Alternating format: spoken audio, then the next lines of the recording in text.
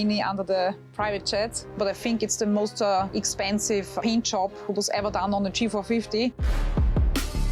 They had it all: mansions in Monaco, couture on call, private jets waiting on tarmacs, and invitations to events only the 0.001% ever see. But what happens when the powerful men behind these empires vanish?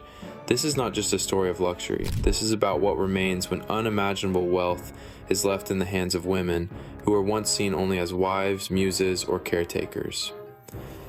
Behind every billionaire, there's a legacy, but behind that legacy, there's often a widow. In her story, it's far more complex than any fairy tale. Today, we go behind the velvet curtains of power, wealth, and grief to uncover the untold lives of billionaire widows, women who weren't just survivors, but chess masters in a high-stakes game that never ends. Today I wanted to talk about beneficiaries on bank accounts. Many people don't have beneficiary designations on their bank accounts. Part 1. The inheritance of power and problems. When billionaires pass away, they leave behind more than just bank accounts and trust funds. They leave behind chaos, legal battles, hidden mistresses, fractured families, secret investments, and a spotlight that only intensifies.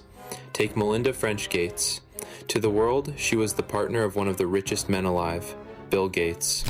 For nearly 3 decades, she stood beside him as Microsoft became a titan, and their Gates Foundation grew into one of the most powerful philanthropic forces on Earth.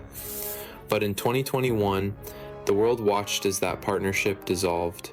The announcement was calm. An amicable divorce, mutual respect, no drama. But what really happened? Reports quickly emerged.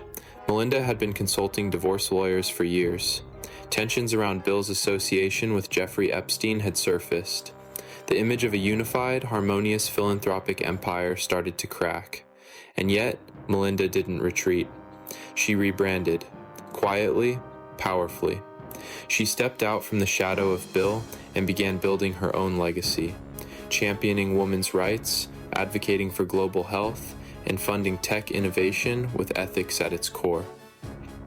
She didn't just inherit wealth, she inherited responsibility and used it to launch a revolution, one where the woman behind the man became the woman in front. But make no mistake, this wasn't just reinvention, it was survival. In a world where power is rarely shared, she learned how to seize it.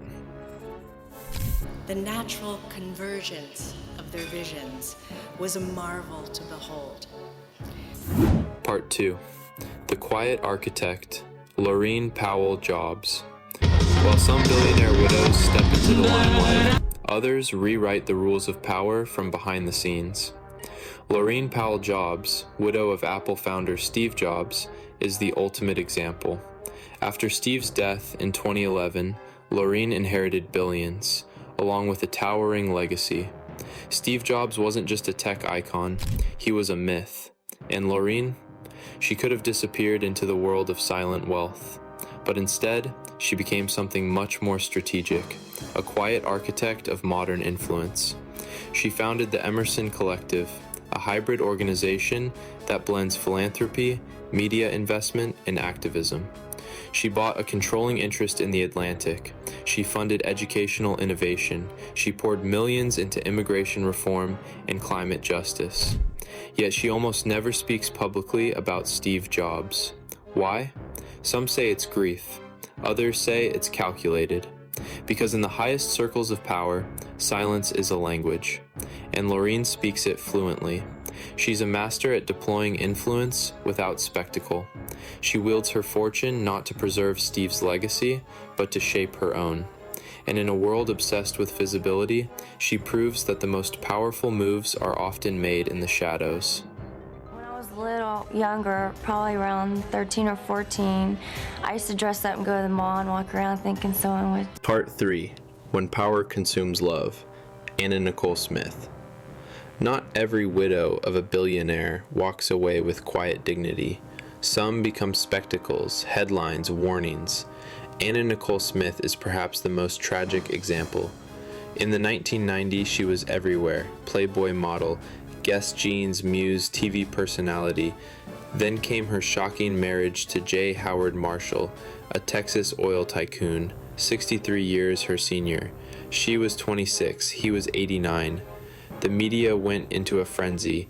Gold digger accusations flew. Late-night comedians mocked her. But when Marshall died just 14 months after their wedding, the story took a darker turn. Anna Nicole claimed he promised her half his fortune. His family said otherwise. What followed was a brutal 15-year legal war.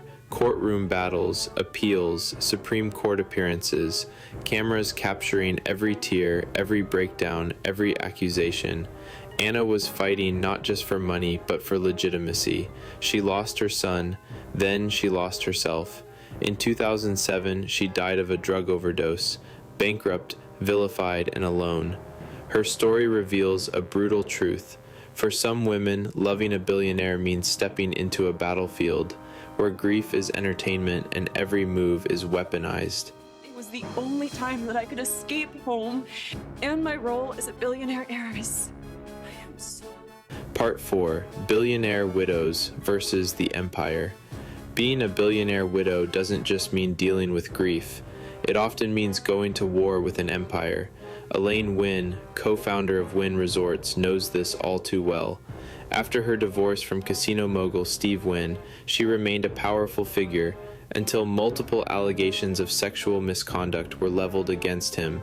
Steve stepped down, but instead of retreating, Elaine fought to restore her voice on the board and succeeded.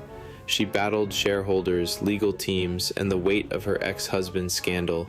She didn't do it for publicity. She did it to protect the company she helped build and the people it employs. Then there's Patricia Klug, once married to media mogul John Klug, once the richest man in America.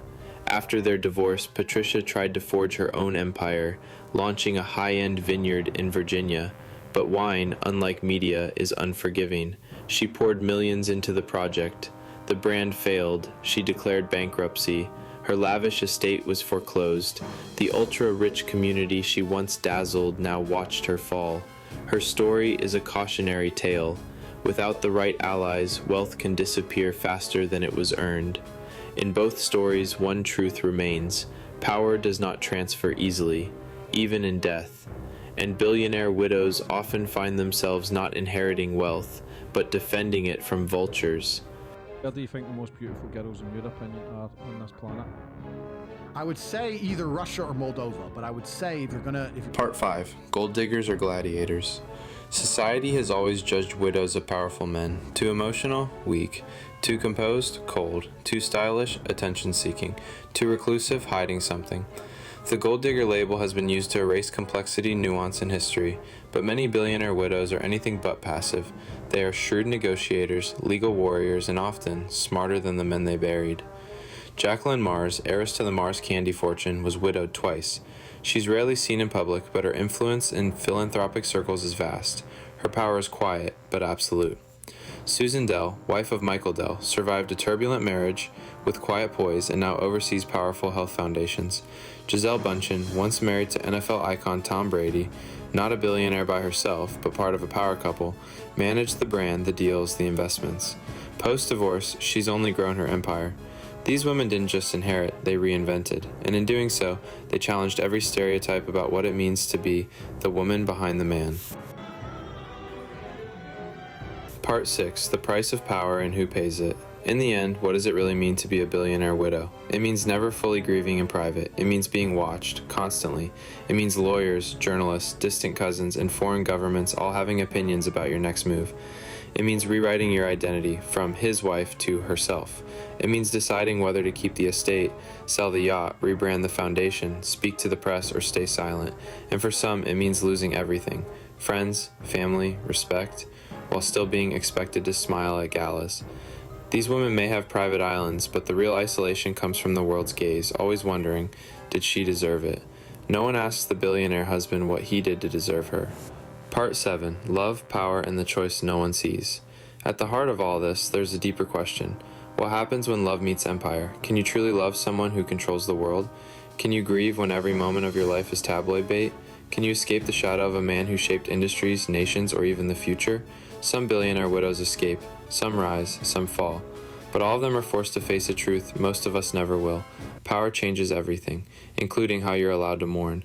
They aren't just widows, they are survivors of legacy warfare, strategists and couture, queens without kings, learning how to rule on their own terms. The next time you see a photo of a glamorous woman standing alone at a billionaire's funeral, don't ask how much she's inheriting. Ask how much she's already lost. Because in the world of extreme wealth, the cost of loving power is almost always paid in silence. Subscribe to Elite Luxuries for more untold stories behind fortune, fame, and the true cost of opulence.